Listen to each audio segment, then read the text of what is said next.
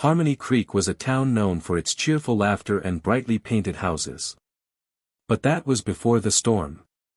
The Great Gale, as some called it, had ripped through the valley, tearing roofs from houses, uprooting trees, and leaving a trail of sadness in its wake.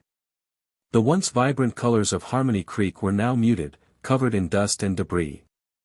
The people, usually so quick to smile and lend a hand, walked with their heads down, their spirits as broken as the branches scattered across their lawns. The bakery, famous for its apple pies that could cheer anyone up, stood silent, its windows boarded. The school, where children once played tag with joyful screams, was now a temporary shelter for those who had lost their homes. Even the creek that gave the town its name seemed to have lost its melody, flowing sluggishly as if mourning the destruction. The air was thick with a heavy silence, broken only by the occasional sigh of the wind whispering through the damaged buildings.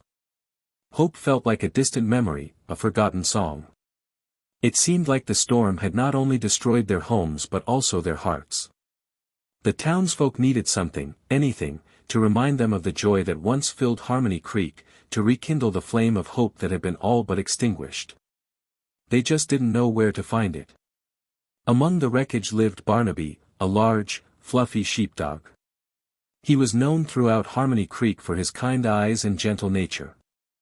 Before the storm, Barnaby loved to play with the children in the park, chase squirrels up the oak trees, and help Farmer McGregor herd his sheep. He was a brave dog, always ready to protect his friends. But the storm had changed Barnaby, too. The booming thunder and howling winds had filled him with a deep-seated fear of loud noises. Now, even a sudden clap of hands would send him scurrying under the porch, his tail tucked between his legs. He still tried to be brave, but the fear lingered, a constant shadow in his usually bright eyes. Barnaby was also lonely. Many of the families he used to visit had moved away after the storm, seeking shelter and help in other towns. He missed the children's laughter and the comforting pats on his head. He wandered through the deserted streets, a large, solitary figure amidst the ruins. He longed for a friend, someone to share the quiet sadness with, but his fear kept him isolated. He mostly kept to himself, patrolling his small section of the ruined town, ever vigilant, despite his fear, hoping to be the brave dog he once was. Far away from Harmony Creek, nestled in a cozy barn, lived a tiny kitten named Clementine. She was a ball of orange fluff with bright green eyes and a curious spirit. Clementine loved to explore, chasing butterflies in the meadow and batting at dust motes dancing in the sunbeams. She had a loving mother and a litter of playful siblings. But the great gale reached even their peaceful barn. The wind howled like a hungry wolf, and the rain lashed against the walls. Clementine, startled by a particularly loud crash, had become separated from her family in the chaos. She was swept away by a gust of wind and found herself tumbling through the air, landing with a soft thud in a muddy ditch. When the storm finally subsided, Clementine was lost and alone. She was far from her warm barn and her loving mother. Everything was unfamiliar and frightening. The world seemed enormous and dangerous. She was just a tiny kitten, smaller than a loaf of bread, and she had no idea how to get back home. Hungry, scared, and shivering, Clementine began to wander, hoping to find a familiar face or a comforting sound. She was a tiny spark of orange adrift in a sea of gray, searching for a safe haven. The day Clementine stumbled into Harmony Creek was particularly gloomy. The sky was a heavy gray, and a light drizzle made the already damaged streets slick and muddy. Barnaby was on his usual patrol, his tail drooping slightly as he navigated the debris. He felt the familiar pang of loneliness in his chest. He was passing Mrs. Gable's old house, the one with the porch swing that used to creak merrily in the summer breeze, when he heard a faint sound. It was a tiny, pathetic mew, barely audible above the whisper of the rain. Barnaby froze, his ears perked up. He cautiously approached the porch, his heart pounding in his chest. The sound came again, weaker this time. He peered under the porch, his eyes adjusting to the dim light. There, huddled in a corner, shivering and soaking wet, was Clementine. She was even smaller than he had imagined, a tiny ball of orange fur trembling with fear. Barnaby's first instinct was to run. The mewing reminded him of the storm, of the terrifying noises that still haunted his dreams. But then he saw the fear in Clementine's wide, green eyes, and something shifted within him. He saw not a monster, but a creature just as scared and lonely as he was. He couldn't leave her there. Barnaby took a deep breath, trying to calm his racing heart. He slowly lowered himself to the ground, his large body making soft thumps on the damp earth. He kept his distance, not wanting to frighten Clementine further. He whined softly, a low, comforting sound he used to make for the children when they were upset. Clementine flinched at the sound, shrinking further into the corner. But then she looked up at Barnaby, her green eyes wide with a mixture of fear and curiosity. She saw not a monster, but a large, furry creature with kind eyes and a gentle expression. Barnaby remembered the small piece of dried meat he had been saving for later. He nudged it forward with his nose, pushing it closer to Clementine. He then took a step back, giving her space.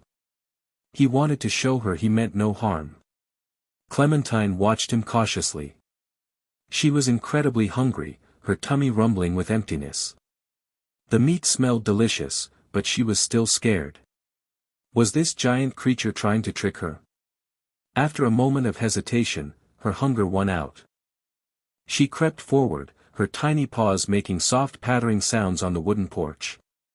She sniffed the meat tentatively, then took a small bite. It was the best thing she had tasted in days. She ate quickly, devouring the entire piece in a few bites. Barnaby watched her, his tail giving a small, hopeful wag. He had taken the first step. The days that followed were a slow dance of trust and affection. Barnaby continued to bring Clementine food, sharing his meager rations. He would sit patiently a few feet away, watching her eat, his tail thumping softly against the ground.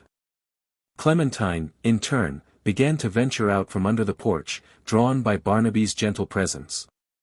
One afternoon, Clementine, emboldened by her growing confidence, tentatively rubbed against Barnaby's leg. Barnaby flinched at first, startled by the sudden contact.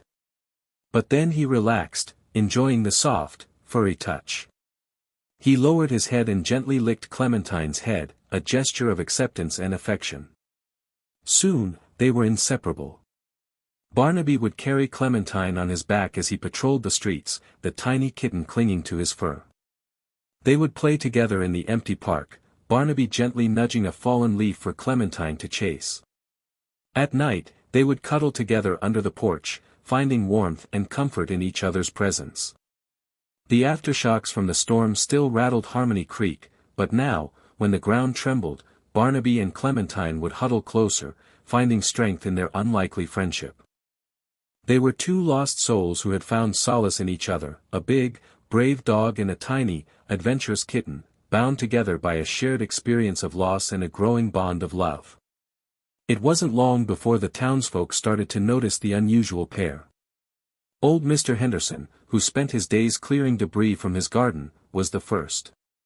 He saw Barnaby gently nudging Clementine with his nose, encouraging her to chase a butterfly flitting among the wildflowers that had stubbornly sprung up amidst the ruins. He chuckled, a sound he hadn't made since the storm. Then, Mrs. Peterson, who ran the makeshift soup kitchen in the school gymnasium, spotted them sharing a bowl of milk. Barnaby patiently lapped up some of the milk, then stepped back to allow Clementine to drink her fill.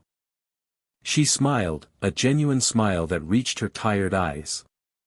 The children, slowly returning to their ruined playground, pointed and giggled as Barnaby gave Clementine a ride on his back. The sight of the large dog and the tiny kitten, so different yet so clearly devoted to each other, brought a spark of joy back to their faces. The sight of Barnaby and Clementine comforting each other during the tremors was especially touching.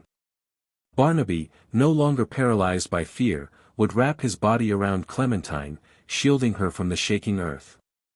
Clementine, in turn, would purr loudly, a comforting vibration that seemed to soothe Barnaby's anxieties. Word spread quickly through Harmony Creek, Barnaby and Clementine, the unlikely friends. Their story, a beacon of hope in the darkness, began to weave its way into the hearts of the townspeople, a gentle reminder that even in the face of devastation, love and friendship could still blossom. But even as hope began to flicker in Harmony Creek, a new shadow crept into their midst. A hungry fox, driven from its usual hunting grounds by the storm, had begun to stalk the outskirts of town. It was a cunning creature with sharp teeth and a relentless hunger. The chickens that had survived the storm began to disappear, and a sense of unease settled over the town once more. The fox posed a particular threat to Clementine. She was small and defenseless, an easy target for the predator. Barnaby, sensing the danger, became even more protective of his little friend. He kept a watchful eye on their surroundings, his ears constantly twitching, alert to any sign of the fox. He would often herd Clementine closer to the center of town, away from the shadows and the overgrown areas where the fox might be lurking. He knew he had to protect her, but the fear still gnawed at him. The thought of facing the fox, of having to bark and growl, filled him with dread. But he also knew he couldn't let anything happen to Clementine. She had brought light back into his life, and he would do anything to keep her safe, even if it meant facing his greatest fear. The fox, a symbol of the new dangers brought by the storm, threatened the fragile peace that Barnaby and Clementine had helped to restore. The confrontation happened quickly. Barnaby and Clementine were near the old bakery, Clementine batting playfully at a loose piece of ribbon. Barnaby suddenly tensed, his body rigid, his ears pointing straight ahead. He caught the scent, a musky, wild odor that sent a shiver down his spine. He knew the fox was close. He nudged Clementine behind him, positioning himself between her and the alleyway where the scent was strongest. He could see the fox now, a flash of red fur between the shadows. It was sleek and menacing, its eyes fixed on Clementine. The fox crept closer, its movements silent and deliberate. Barnaby's heart pounded in his chest. He wanted to run, to hide, to escape the terrifying sounds that he knew were coming. But he couldn't. He had to protect Clementine. Taking a deep breath, Barnaby lowered his head and let out a deafening bark. The sound echoed through the deserted streets, startling the fox and sending it skittering back into the shadows. He barked again, louder this time, a furious torrent of sound that he never thought he could produce. The fox, surprised by Barnaby's ferocity, hesitated for a moment, then turned and disappeared into the overgrown field beyond the bakery. Barnaby stood his ground, panting heavily, his body trembling, but his eyes fixed on the alleyway, making sure the fox was truly gone. He had faced his fear, and he had won. Old man Fitzwilliam, who had witnessed the entire scene from his window, was the first to spread the word. He hobbled out into the street, his eyes shining with excitement, and told everyone he met about Barnaby's bravery. He described in vivid detail how the big dog had faced down the fox, his voice booming with pride. Soon, the story of Barnaby's courage spread like wildfire through Harmony Creek. People who had been withdrawn and despondent started to emerge from their homes, drawn by the tale of the brave sheepdog. They gathered in small groups, sharing stories of their own acts of kindness and resilience. Inspired by Barnaby's selfless act, they began to help each other more readily. Mr. Henderson offered to repair Mrs. Gable's porch, the one where Barnaby and Clementine had first met. Mrs. Peterson organized a community cleanup, and everyone pitched in to clear the debris from the streets. The children, emboldened by Barnaby's bravery, started to play more freely, their laughter echoing through the town once more. Barnaby's act of courage had not only saved Clementine but had also rekindled the spirit of Harmony Creek. He had shown them that even in the face of fear and adversity, they could find the strength to overcome their challenges.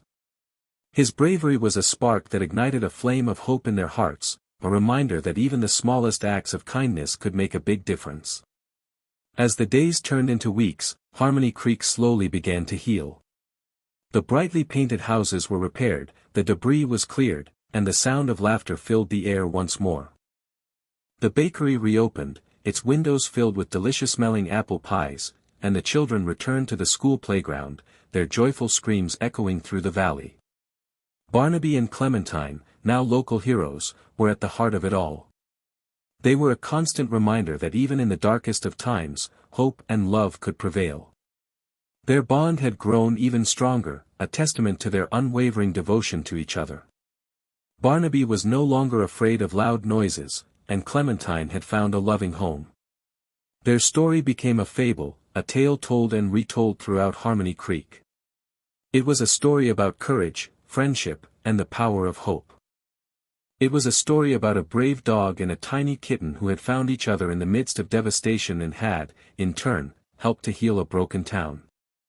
They were a symbol of unity, a reminder that even the most unlikely of pairs could make a difference. They proved that even after the worst storms, sunshine could always return. And so, Harmony Creek began to thrive once more, its spirit renewed, its heart filled with gratitude for the unlikely union that had become their fable of hope. Years passed, and Harmony Creek continued to flourish. Barnaby and Clementine remained the best of friends, their bond a constant source of joy and inspiration to the town. They grew old together, their fur turning gray, their movements slowing, but their love for each other never wavered. Barnaby, no longer patrolling the streets, spent his days basking in the sun on Mrs. Gable's repaired porch, Clementine curled up beside him, purring contentedly. The children, now grown up with children of their own, would often visit them, sharing stories and laughter. They would tell their children the tale of Barnaby and Clementine, the brave dog and the tiny kitten who had saved Harmony Creek. And so, the fable of Barnaby and Clementine lived on, passed down from generation to generation. It was a story about the importance of kindness, the power of friendship, and the resilience of the human spirit. It was a reminder that even in the face of adversity, hope can always be found, and that even the most unlikely of pairs can make a difference in the world. Their legacy was etched in the hearts of every resident of Harmony Creek, a testament to the enduring power of love and compassion. They were, and always would be, the heart of Harmony Creek. And so, the sun set on Harmony Creek, casting long shadows across the valley. The air was filled with the gentle sounds of laughter and the sweet aroma of apple pies baking in the oven. The town had been rebuilt, stronger and more resilient than before. The people had learned the importance of community, the power of kindness, and the enduring strength of hope. Barnaby and Clementine, the unlikely friends, lived out their days in peace and contentment, their love a beacon of light for all to see. Their story served as a constant reminder that even in the darkest of times, light can always be found, and that even the smallest act of kindness can make a world of difference. Whenever a storm threatened Harmony Creek, the townspeople would gather together, sharing stories of Barnaby and Clementine, finding strength in their fable of hope. They knew that as long as they had each other, they could weather any storm. And so, the tale of rescued from danger, their unlikely union became a fable for the town's hopeful hearts, was passed down through generations, a testament to the enduring power of love, friendship, and hope. It was a story that reminded everyone in Harmony Creek that even in the darkest of times, there is always light to be found, and that even the most unlikely of friendships can change the world.